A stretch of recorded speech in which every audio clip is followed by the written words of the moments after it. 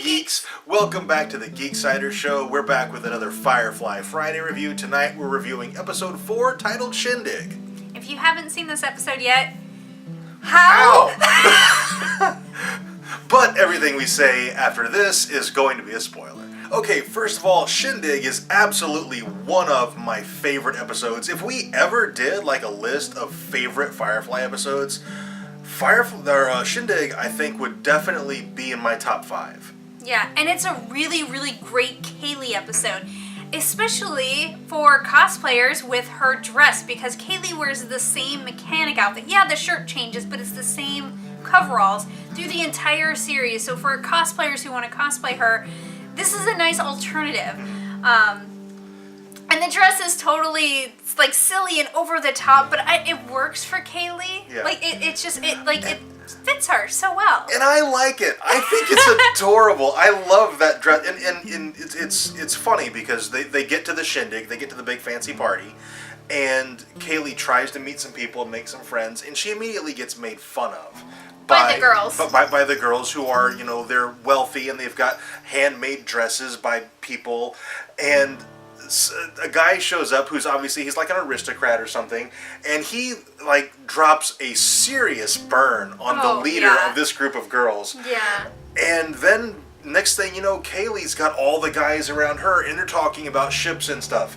And that's more or less where Kaylee's story stops for this episode. But just that, it was awesome for Kaylee. I loved Kaylee. This episode is where, I liked Kaylee up to this point. This episode is where I really started to love Kaylee. And I love how she hangs her dress up like a little Christmas tree in the corner of her room so that she can just look at it. Yeah. Like, it's so sweet. She goes into her room and she sits on the bed and she's just staring up at it and snacking. Like, you can't watch this episode and not smile. Like, I was just like, the whole time, because Kaylee is so ridiculously happy to be in a pretty dress that it was like contagious. It was like it was just coming off the screen and into me, and I was just like, oh, he's so happy.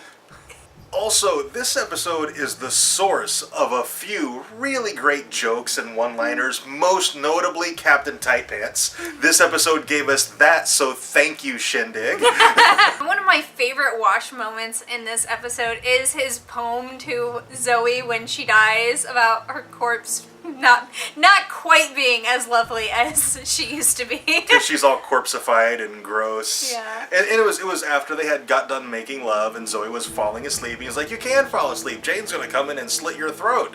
And then you'll be dead. And she's like, well, then lock the door. And he's like, no, I've got a poem. And he gives it. And it's a great wash moment. It's probably one of the best wash out of so many moments throughout the series. This is definitely among the top of them, I would think, though. But my absolute favorite line in this episode, and it might be one of my favorite moments overall for the entire series, is near the end of the episode after Mal has won the duel and he goes, mercy is the mark of a great man. Stab.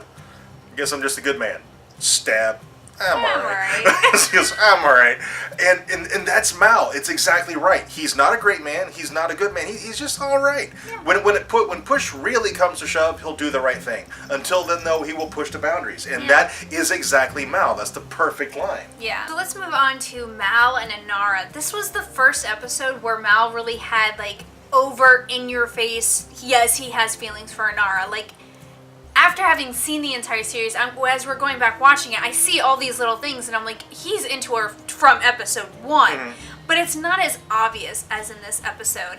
And one of my favorite parts of this episode is he defends her honor, which she didn't need. Mm-hmm. And at the end of the episode, he basically apologizes for that, saying, in hindsight, that was dumb. You didn't ask for help. So, like, I really like that he was able to take a step back and be like, look, I acted stupidly and in a grunting ape-manly fashion, and I recognize that I'm sorry. Yeah. And it was that impulse of this person I care about might be in trouble, I'm going to defend her. And then actually coming to the point where he respects her enough to go, she can take care of herself. Yeah. And tell her that he knows that she can take care of herself and give her that respect face to face. I think that was a really important moment for those two. Yeah. Another thing that I loved in this episode is how Inara blacklists Atherton. Yes. I love that it's the prostitutes who have the authority and not the Johns. I thought that was a great twist. Yeah, I love how he was like, you'll never work another day in your life, and she's like, that's not how this works. Yeah. You're blacklisted. You'll never get another companion. I was just like, yes. They took that and they flipped it on its head, and I thought it worked really, really well. And just the way Inara just kind of smacked him down. Like, this guy has had everything handed to him his entire life, and Inara basically took it away from him. Yeah. Took all the power away from him in that moment, and it was awesome. It was amazing. And the last thing I want to mention for this episode is there were a few snippets of River in this episode. The first one where she was ripping the labels off the can. So we see kind of a demonstration of how damaged mentally she is, that she's ripping the labels off of these cans. And she's like panicking when Simon tries to stop her. Yeah. And then also when Badger's people have boarded the ship and she comes out, she kind of wanders into everything, and Badger sees her, and it only takes him speaking a little bit, and she completely dissects exactly who he is and talks to him basically in his own voice and completely belittles him in front of his men. And he's just like, dude, I like her. Yeah. Like, it went...